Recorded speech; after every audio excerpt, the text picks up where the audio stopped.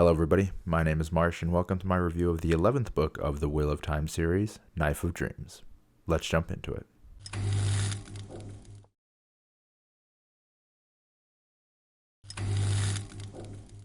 Okay, so to start out, if you could leave a like and subscribe, that'd be greatly appreciated. Other than that, we're going to go ahead and jump into it. First and foremost, this is a spoiler-filled review. If you haven't read any of the other books, feel free to read them. And if you do catch up to the 11th book, then jump back into this video and feel free to join in the discussion. So let's go ahead and get started though. In terms of the structure of this video, I wanted to go over my pros, my cons, and I kind of wanted to just take it character by character and talk about the events that happened with those characters and what my thoughts were when it came to those events. So let's start with a pro, and then we'll go to a con, and then we'll just do the rest. Really, I only have one major con, which I'll talk about later, but let's start with a pro. This is the person I was most mid on, I guess, in terms of that, and let's go with Perrin. Now, Perrin used to be my favorite character. I still, in my heart, hold a special place for him. I still want him to be my favorite. I don't know if he'll get the retribution and the type of screen time that Robert Jordan needs to give him to make him my favorite, but I still have a special place in my heart for him. In terms of his storyline, there's a few things that were good in terms of that. The first and foremost, the Shaido are finally gone. We don't need to worry about them anymore. I'm so happy we don't need to deal with them anymore. They were so annoying. They should have been dead after Doom Ice Wells, to be honest. And they were just Savannah being annoying the whole time. And then capturing Fael, and for the last 2 books, having to deal with that. And apparently this is only 13 days after the cleansing in Winter's Heart. And so that's it. It's a crazy thing. This is only 13 days after when we had to go through all the Crossroads of Twilight. But we're not talking about the Slog Day. Let's forget about that. Let's go ahead and talk about Perrin. I thought his plan with the tea was pretty interesting with the fork root tea. I mean, it worked, but the whole logistics and scientific reasoning behind that, I don't know how it works physics wise in terms of the proportions that you need to give a certain dosage to every single wise woman, how that works. But either way, it was interesting. We saw that he ended up killing Aram. That was crazy when Aram betrayed him for Masema, and then he ended up killing him, and it reminded me a lot of Anakin Skywalker and Obi-Wan Kenobi, where he's like, "You are my brother, Anakin." And he's they had that whole back and forth. So that was interesting. Really cool though. Really loved what happened with that. And finally Fael reunited with him, and he killed I'm probably gonna forget his name, but the Shaido that was helping Fael escape. I think it was Roland, I want to say. I'm probably wrong. I apologize if I am. But he just straight up killed him with the hammer right away. I was like, dang. And then Fael's not mentioned. He feels guilt and smells guilt on her, and it's because she was gonna kind of cheat on him to escape, but she never really did. But he thinks of it as something else, she was raped or something like that. And so that's interesting. We'll see if that ever comes up again and how that's handled. But him basically giving up Manetheren now to the Seanchan is also interesting as well, to see the repercussions of that, essentially, if that ever comes into play. But I'm glad that everyone is finally reunited. Galena's horrible. I hate her. She got what she deserved, getting captured again by the Shaido, I guess, and they're all going back to the Aiel Waste. But yeah, overall for Perrin, as a positive, don't really have any negatives per se.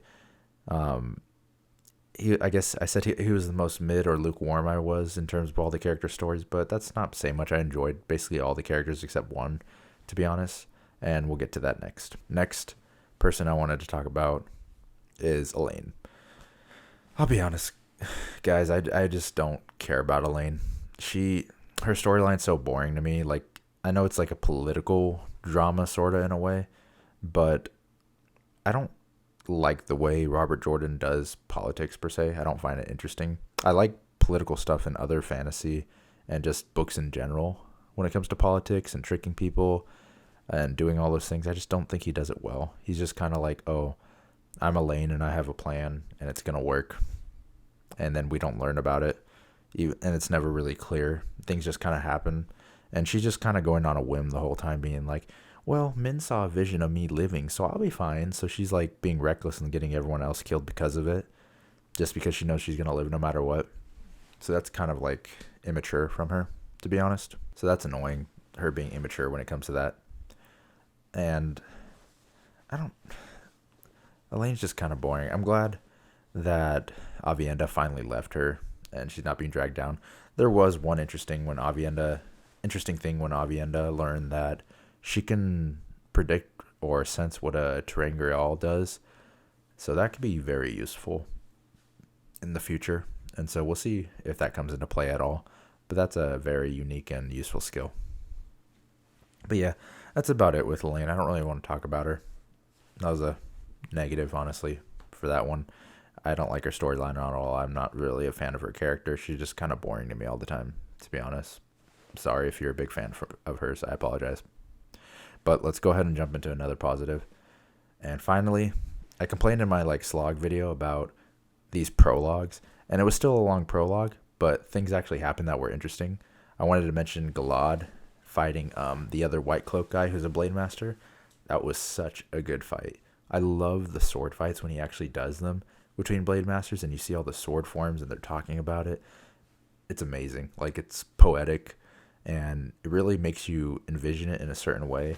Like when he describes someone striking a hawk out of the sky or something like that, you can see them doing a chop over their head and stuff like that. It's honestly unique and amazing. I love how he does it because no other author that I've read, at least, does anything similar to that with sword forms, and basically describes a whole sword fight through metaphor and personification, simile, whatever you want to say. And it's great. We'll see what happens with Galad though, now that he's in charge of half of the White Cloaks essentially, which is a good thing for Tarmangaiden, I guess. And so we'll go. It's interesting to see what will happen with that.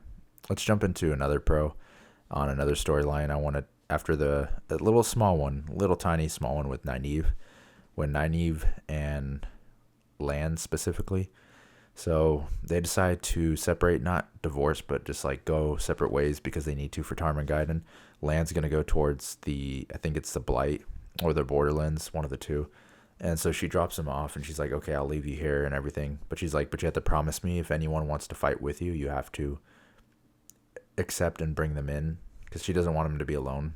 And then she goes to the tavern, I believe it was, or market, and she's talking to the people of his old kingdom, Manetheren, because I know the name is similar to that of the one where the Two Rivers is at. Sorry if I get the name wrong, but he's talking to Lan's old kingdom and one of the citizens from it, and she says basically the kingdom will rise again, Lan's alive, I'm his wife. And wow, that scene was amazing, honestly. The the emotional hit of it and the inspirational feeling, I was ready to pick up a pitchfork and a spear and go out to battle for Nynaeve and Lan. And it feels good. Lan's been through so much, and seeing his kingdom come back to life in that way, and the support he's getting from Nynaeve is amazing. And he's gonna have all these people back him as well, and I can see him bringing this whole army to Tarmangaiden and reestablishing his kingdom and taking it back, and it just feels amazing. And I can't describe it in any other way. It just made me so happy when that happened. I didn't cry or anything like that, but it was emotional for sure. The next storyline I wanted to mention, let's go ahead and jump into Egwene. Probably number 3 for me. She's not doing much. I mean, she is, but she isn't. She's in the White Tower. She's getting spankings every day because she's proving that she's the Amyrlin and going against everyone's orders and sowing seeds of doubt into all of Elida's followers, essentially. I find it way more interesting than Elaine, honestly. And I don't know if that's just the White Tower dynamic or anything like that, because the Egwene parts before I hated, to be honest, but I actually find this interesting. And I don't know what exactly it is. I think it's her defiance and winning people over. I think she's doing the politicking better than Elaine is, if that makes sense. It's more satisfying to watch her doing these politicking things than Elaine. But I mean, that's about it. She's sowing the seeds of doubt within everyone, so that's a plus. It's good. I liked it a little better than Perrin's story. but less than Mat and Rand's. Now, my favorite scene, we're done with Egwene, that was a positive, but my favorite scene is probably during one of Rand's parts, but I think I may have enjoyed Mat's parts overall more. So let's go ahead and talk about Mat first, and then we'll jump into Rand. So Mat, he continues to build his relationship with Tuon. Tuon's a horrible person. All the Seanchan are. They're slavers. Like, there's no excuse. But, I mean, they're obviously going to ship them because of the prophecy and all that stuff. So let's go with it at least. And the interesting part, they're building their relationship. Tuon sees him finally as, like, a general and sees, like, why people respect him and who he is and not just some, like, prostitute, basically, for, is it Tylan? The one in Ebu Dar that he was with before. And so that was interesting, seeing Tuon actually start to grow respect for him and like him as a strategist and a person. So that was cool. The other part, which I can't wait to find out what happens with, Moiraine's alive. Kind of knew it since Lords of Chaos, to be honest. What's the number one rule in fantasy? If you don't see a body, they're not dead. Plus, we saw Lanfear come back like a few books ago, so it's kind of obvious that was going to happen. But Moiraine's alive. Tom reads the letter. She's basically trapped in this tower. Mat, Tom, and Noelle, I believe, are going to have to go to the tower. And let's be real, Noelle is Jane Farstrider. Or he says he's like a cousin. I think he's Jane Farstrider. That's like not even a secret. It's so obvious, especially when he's like, oh, I hate that guy. He abandoned his wife and blah, blah, blah, when he was talking to Oliver. So that's pretty obvious, but it'll be interesting to see what they do with the tower. I hope they actually can like do it and see it. I've heard that Mat kind of has like an unsatisfying ending in terms of the Wheel of Time books, but hopefully they go and they save Moiraine at least, and we'll see what happens with it. Another thing with Mat's story, we also see him finally marry Tuon. They get to like a crossroads where they need her to distract. They need to distract a certain part of the army so that Tuon can escape. Before she goes to escape with the Death Guards, she's leaving, and she completes the marriage ritual by claiming him as her husband. And then finally she's like, Mat Bloody Cawthon. And that was funny when she did that. And I mean, I'm all for it. We'll see how it goes. She's the Empress now. He's like the Empress's husband, or Highness is what they're calling him. So I guess he has high respect in Seanchan culture now, which is interesting to see. So I guess he'll be used as a way to make an alliance with Rand through the Seanchan, which leads me into Rand's storyline. But for Mat, that's a positive again. It honestly, it just feels good to be back into a Wheel of Time book that's not the slog and is good and progressing things. And what a punch from Robert Jordan for his final book. It was great so far. But let's talk about Rand. So, Daddy Rand al'Thor. The first thing I want to mention in his storyline is that first initial battle scene where he let Luthien take control of him. Of course, let's not get ahead of ourselves, though. We can't forget Loyal's wedding. Loyal? Sorry, that's my impression of the Michael Kramer's Loyal, like his Ogier voice. He's like, Rand, aren't you going to let me finish your book? You need to tell me about everything so I can write it in my book. Sorry if that's horrible. But Loyal gets married to his girl. He's happy. And after the wedding, an attack comes. And the way they described this attack was crazy. All these death gates that like teleport and like slice everyone. And then they have like fire blossoms that are like shooting things out with like thousands of arrows. And Rand basically just puts his hands out and he's like, Luthien, take the wheel. And Luthien takes the wheel and like starts just like going nuts and destroying everything. And they kill all the Trollocs that attack. And then Luthien won't let go of Saidin. And it's like, dude, let go. He's like, I want to die right now. And he's like, no, dude, let go. He's like, I want to die. And then he's like, I'll let you die at Tarmangaiden. Come on, bro. And he's like, fine, we'll make a deal. We'll both die at Tarmangaiden. And so they make that deal. And that was probably my favorite battle of this book. That scene, it's not better than Doom Ice Wells, but it's up there in terms of like battle scenes. I'm going to be honest. Other people might not feel the same way, but the way Robert Jordan was describing these death gates and these fire blossoms and all this like destruction going on, I was like, whoa, this is insane. Like actually seeing Rand and Luz Theron like go like crazy on people was ridiculous. It doesn't even match up to like anything with any Aes Sedais, to be honest. It's crazy. But anyways, we go on from that. Everything continues happening. There's not a lot of Rand stuff actually in this book. The next big thing that happens is Rand loses his hand to Semirog at the house. Now, I knew he was going to lose his hand. I just didn't know how. It's kind of a spoiler. I was watching like a video where they were reviewing like the covers of the Wheel of Times book, and they're like, oh, one of them is kind of a spoiler. He doesn't have his hand in it. And so I knew that was going to happen, but I mean, it's not really that much of a spoiler. But it was interesting. They capture Semirog, who was pretending to be Tuon, and we see what happens with that. And that's kind of it for Rand. Oh, and he has this whole watery thing now where you can't really like see through his vision. It's all watery. This dude is so like broken, abused, and bruised. It's ridiculous. He has like 2 cuts, missing a hand, fucked up vision, like going insane. The development that he's doing towards Rand is extremely interesting, to where his chapters are interesting when he's just talking to Luz Theron and he's just in his head.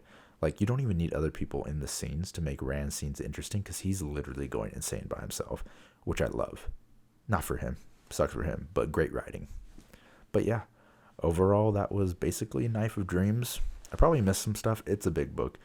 But I wanted to say thank you to Robert Jordan for everything he did. Even though I heap criticism upon the slog, I love the beginning books 1 through 6 and parts of 7. And him doing Knife of Dreams as this like final full book he wrote, it was good to see him return to form and actually do these. And some of like hearing his last words basically in this book, essentially, I know it's not his official last words because he has the last chapter in the final battle, but it actually got me kind of emotional, because it's been a long journey. It's been over 2 years since I started reading these books. I would read a few a year, and I'm at this point now to where I only have a few books left, and it's sad because knowing this is his final full book he wrote and seeing what happened with it, it'd been interesting to see what can actually happen if he goes on with it. But I just wanted to say thank you to Robert Jordan for everything he did, and hopefully the ending is beautiful, like everyone says. No spoilers, please, on anything, but if you guys can go ahead and leave a like and subscribe, that'd be greatly appreciated. Other than that, if you've read Knife of Dreams, what did you think about it? Don't spoil anything in the future. And what do you think of my thoughts so far, or anything like that? Other than that, guys, just thank you for watching. I appreciate your time, and I hope you all have a wonderful rest of your day. Thank you for watching again. Bye-bye.